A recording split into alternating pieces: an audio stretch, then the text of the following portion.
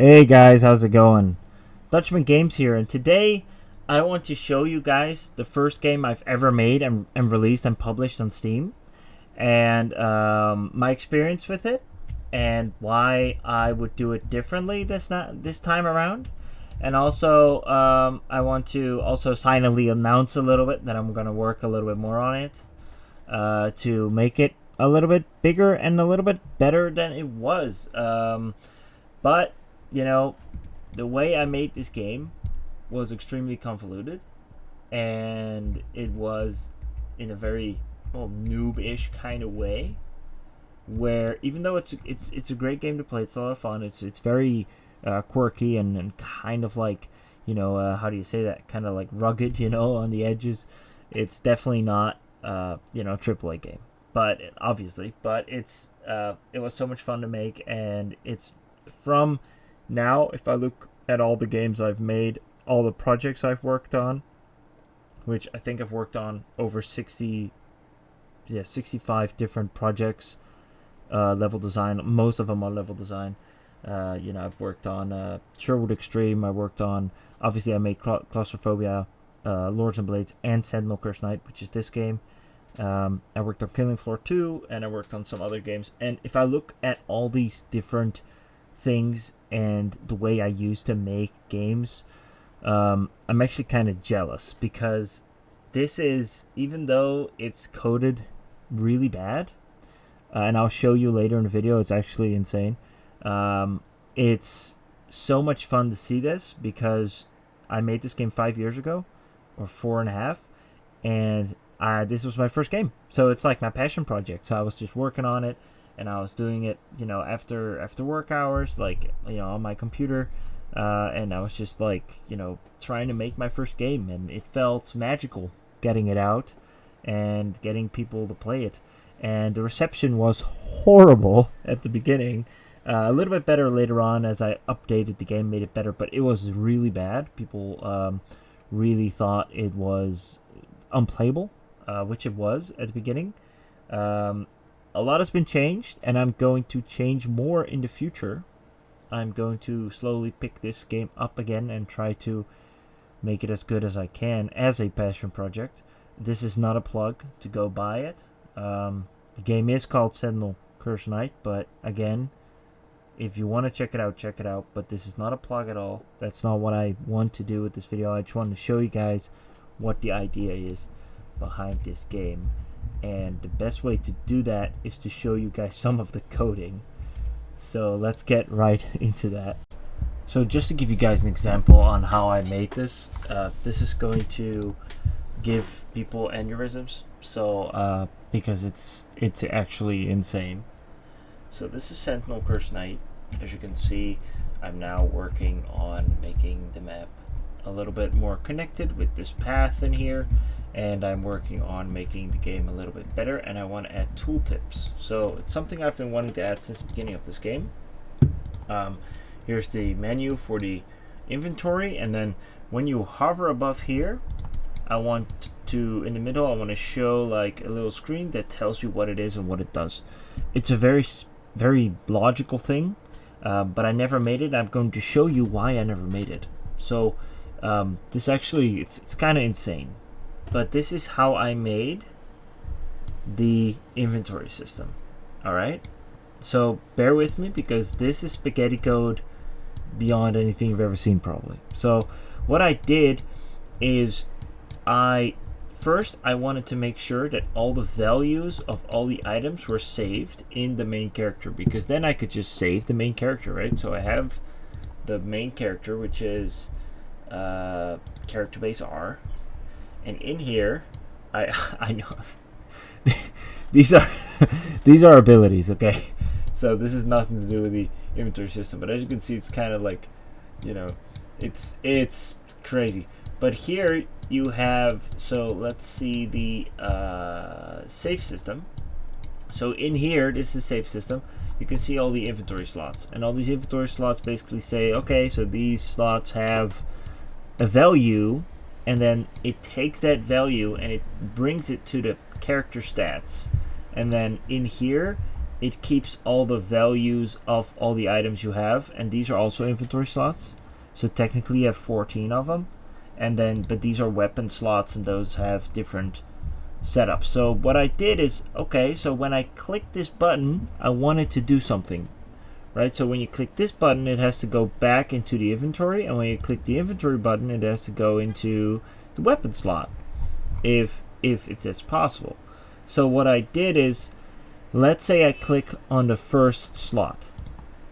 So this is something that is insane. It actually is cleaner than it used to be, because I had some help in making this system work.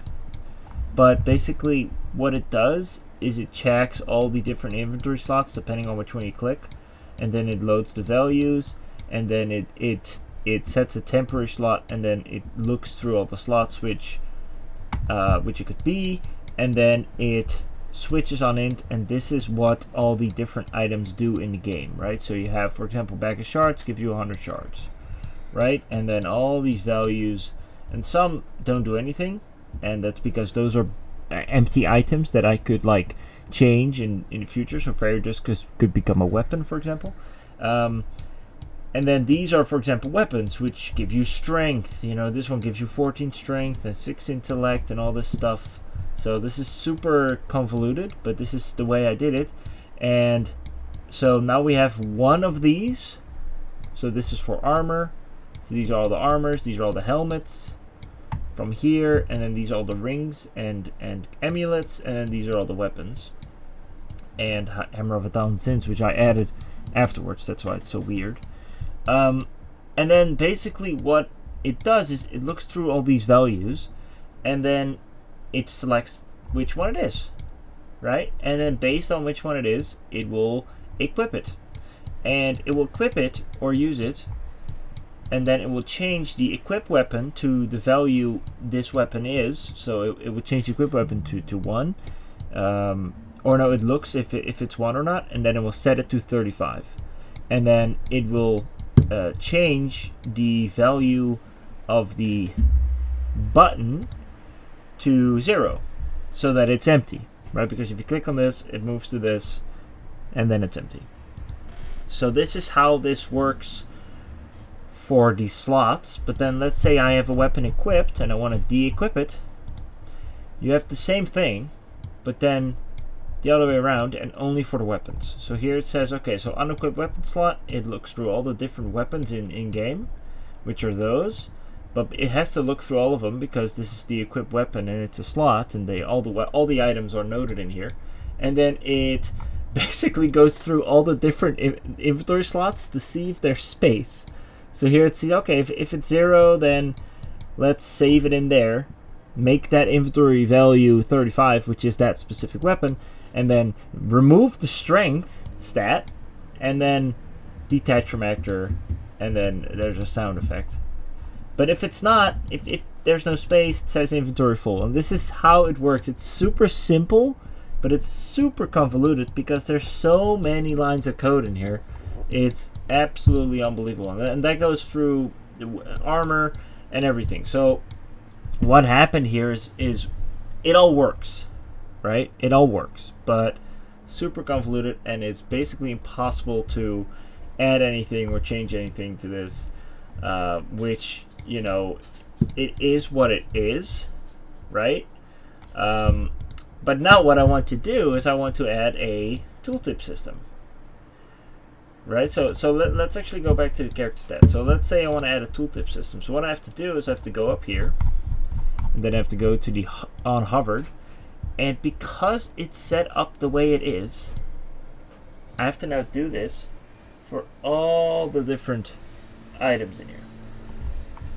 So I have to get the tooltip main, which is the main tooltip that I created, and then if it's item 0, empty slot. If it's item 1, mana potion, I have to do all this, and then I have to copy it 10 or 9 more times and just change this value.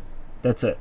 And then and of course the on hovered, and then we should have a tooltip system. So I'm going to make this because I think the game deserves a tooltip system. It should have had it at the beginning of the game, but it was so much work. I was like, I'm done with this. It is what it is. But I do want to like give this game the send off it deserves. But dude, this line of code, I mean, this is the way I used to do it, and I don't do this anymore in this way. But because this game is set up the way it is, it's hard to work on now. So that's something that I will definitely take into the future. And again, this is not oh, look at my game, go try it out. Not at all. I want to make this game as good as I can now, because I love the game. I mean, it's something I spent years making, and there's so many specific things that can happen in this game, so many variables, and there's actually a lot that goes into this with buffs and debuffs and all that stuff. It's actually a lot deeper than my latest creation, which is Lords and Blades. And Lords and Blades also was kind of like an asset flip almost, and this is like I made everything myself, except for except obviously for the visuals, because that's impossible to do if you're a solo developer with no budget, basically. So most of the assets are bought from the Unreal Engine store, which is, you could say, hey, that's an asset flip, but because all the systems in here are handmade and all the music is actually made by Veselin Radanov, which is pretty cool. It's someone I've worked with a lot on also on Lords and Blades. He made a lot of cool music for me back in the day, and still.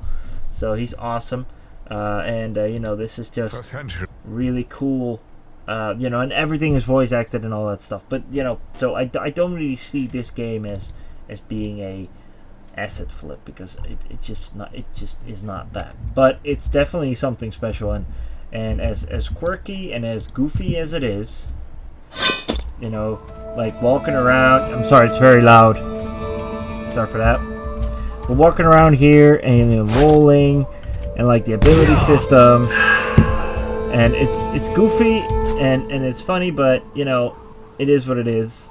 And so yeah, look. So if I if I click on that, it will say, hey, it's not in there anymore. It goes to the first slot. But if I equip it, it will go into my weapon and will show up in the actor as well. And then, same with helmets and with armor. And then it changes the stats. Because this game actually only works with stats, which is pretty cool, a little bit unique as well. And then with this button, you can actually delete items if you want to, if you don't want them in your inventory anymore.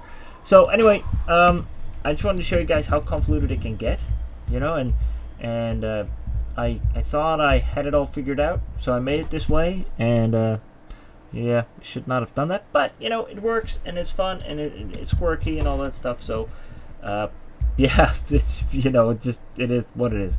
Anyway, I am going to add quite a lot to this game. I have some cool ideas.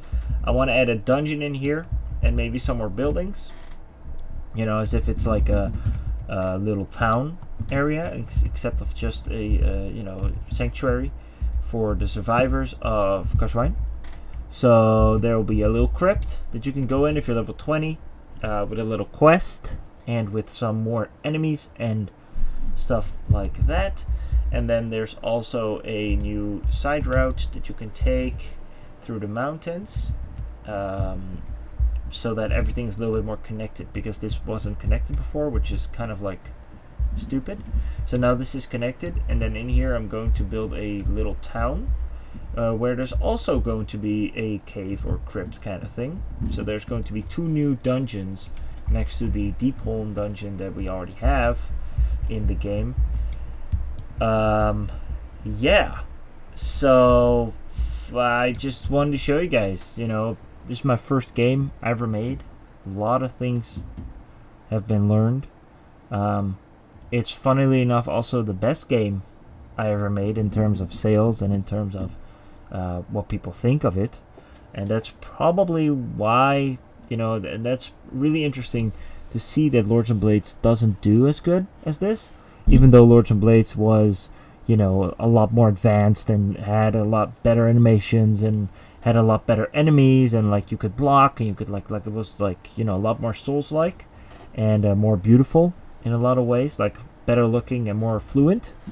But because it was used with a lot of packages and a lot of like things I didn't make, it probably didn't feel as good as this does, because this, you know, was made with a lot of soul. And Lord's Blades wasn't really made with. I mean, it still had a lot. Obviously, I spent a lot of time on it, and it was still like, it's still a good game, according, I think, at least. But this is just a little bit more unique than that. Anyway, I just thank you guys for watching this. I just wanted to show you guys a little bit how crazy you can get in here. So yeah. Also, if you guys ever wondered what the Deep Maw map looks like, this is it. It's actually quite huge. I made this map as a dungeon that you can run multiple times, and has a lot of different paths. And it's actually a very fun part of the game, and it's actually pretty massive. As you can see, you start here from the portal, and then there's a lot of different routes you can take. There's some open areas. There's these demon doors behind here that only open if you do a specific thing, or if you level a specific stat. They will open for you, and you can get a lot of goodies out of that. And then there's a lot of items you can find and all this stuff. And then there's even an underground section where you have demons, and you have very dark areas and hidden walls. And dude, this is insane. Like, actually really fun to see now, to see like this. And yeah, I just want to show you guys that real quick. Yeah, so anyway, I hope you guys enjoyed this little inside view of my first project.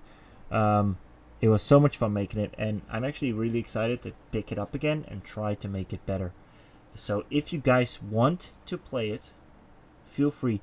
Please, this is not a call to action. This is not anything like, oh, play my game, because I don't want to do that on this channel. But I do want to tell you guys about it, of course.